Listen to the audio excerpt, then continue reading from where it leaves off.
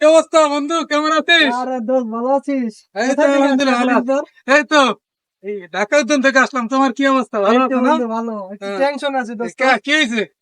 কি খবর, কেন টেনশন আসেন?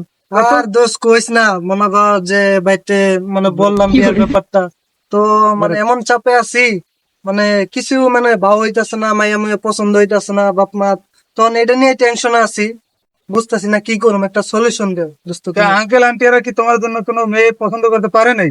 না এখনো পারে নাই, তারা এখনো খুঁজতেছে, তো তুমি দোস্ত তোমার যদি ভালো কোনো মেয়ে থাকে তাহলে একটু মানে বলতে পারো। আরে মেয়ে তো আছে বন্ধু, কিন্তু মেয়ে তো এক পায়ে দাঁড়ানো। মেয়ে এক পায়ে দাঁড়ানো, কিন্তু মেয়ের অডেল টাকা আছে। ওর বাবার টাকা পয়সা শেষ নাই, অনেক টাকা আছে। ব্যাপারটা বুঝলাম না, মাইয়া এক পায়ে খাড়ানো, মাইয়ার অনেক টাকা আছে, আচ্ছা দোস্ত, মানে ব্যাপারটা বুঝলাম না এটা, মানে মাইয়া এক পায়ে খাড়ানো মানে এটা বুঝলাম না।